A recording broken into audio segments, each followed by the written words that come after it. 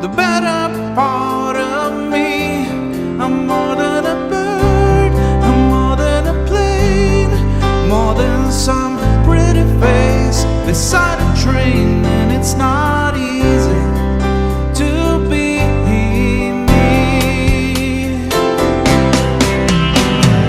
Up and away, away from me. Well, it's alright, you can all sleep sound tonight.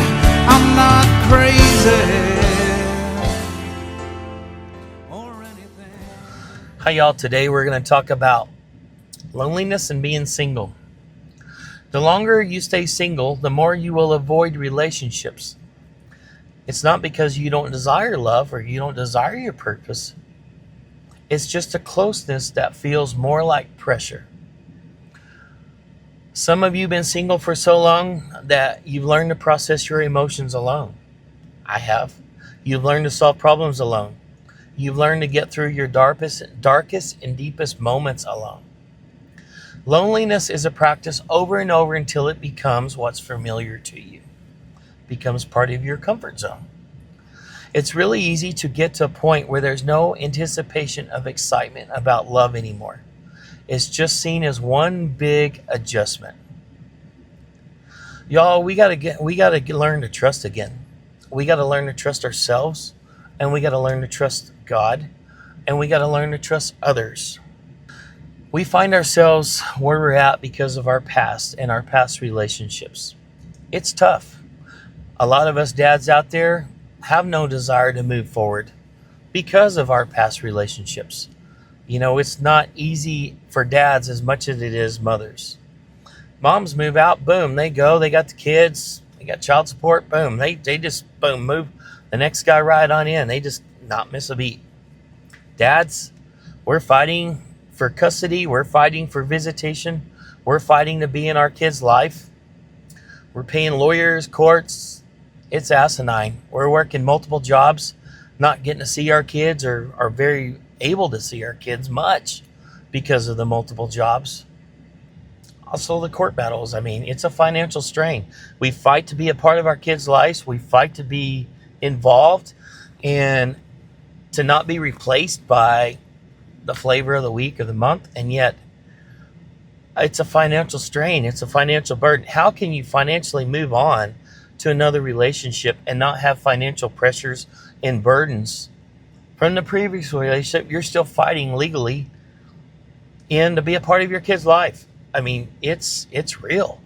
It's not easy for us to move on to another relationship. We're still bogged down and buried into the one that we're fighting for to see our kids and paying for. It's real. I can give you some stories. I got lots of dads I talk to, lots of dads in this situation. Why would somebody want to move on to another relationship when that person has a high toxic situation full of chaos and drama? Who would want to be a part of that? God almighty, it's compounded misery, chaos. I've got that too. Who would want to date you or see you if you were in that situation? I've got that. The chaos of the crap, the custody fights, the custody battles, the non-co-parenting, the chaos with the other side, the high conflict chaos. It's real, folks. A lot of people deal with this. A lot of people go through this. A lot of people have these problems and issues. It makes it hard for somebody to want to bring somebody else into your picture, into your story, because number one, I don't want to expose somebody to my crap.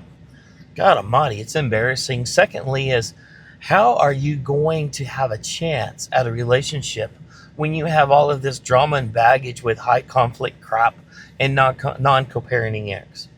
It's tough, especially when kids are involved. It makes it harder. I've had to put my life on hold. I really didn't want to date much until Journey got older, just because I didn't want to put her through this crap as young. Also, my kids were not treated very good by her mother, so I'm very careful of who I let around my kids, who I put in my kids' life. Some of my close friends will say, the quickest way to Billy's heart is through his kids. And that's true. If you can get to a point with me to where I feel secure and safe to where my kids can be around you, then you got a chance. And that's where I'm at. And that's real. And it took me a long time to get to this point. It's only been a few people I've allowed to let that happen. You got to be protective of your kids, and you got to be protective of yourself. We got to work on ourselves. We got to heal. We got to deal with our scars and wounds from our past. We got to face those fears. We got to face those things. We got to reevaluate what we could have done to maybe not put us in those situations and maybe prevented us from finding ourselves in the path to be in those situations. After Journey's mom, I told myself, something ain't right. This is not doing this again. I'm going to figure out what the hell am I not seeing? What the hell am I not understanding? What am I not doing right? And what am I doing wrong? And first step was I wanted to learn and see and hear, acknowledge red flags, because I've got past relationships that I probably should have took a step back and rechecked, or maybe I tolerated. I put up the disrespect instead of saying, wait a minute, this is not healthy. This is not healthy for me. It's not healthy for the other person. Do I regret my kids? No, I never regret my kids. But I do regret me not growing and challenging myself to get outside my comfort zone, change my glasses, and reevaluate things. Maybe the things would have went better, and maybe the things probably would have been healthier, or a chance to be healthier, to where it didn't end up with a failed relationship and end up with a situation where it is. And when I see things and red flags pop up when I date people or meet people, especially when they're pretty wave and pretty loud, I take a step back and wait a minute.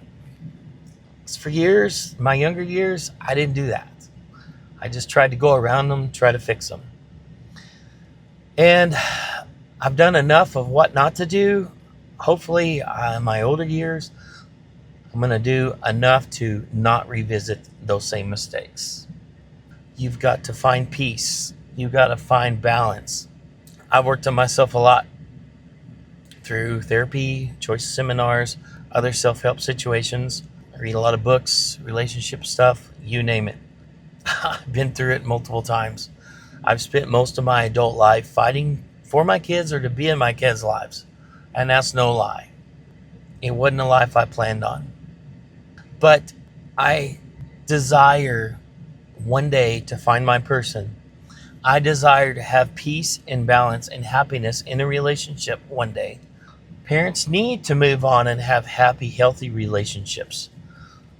Parents deserve that. The kids deserve that. The kids deserve to see mom and dad in a happy, healthy relationship outside of the failed relationship that the kids got stuck with. It's only fair. It's only fair to the kids. And it's fair to you. Don't you deserve that? I deserve that. My ex deserves that. Hopefully she realizes and sees that. And maybe she can move past some of the bitterness and move past some of the crap. And maybe we can all get to a point to where we can be equal parenting and co-parent, get along. You hope that for the other side. You don't want evil for the other side. Being single is not a bad thing, but being single is not healthy. We are not meant to be alone forever.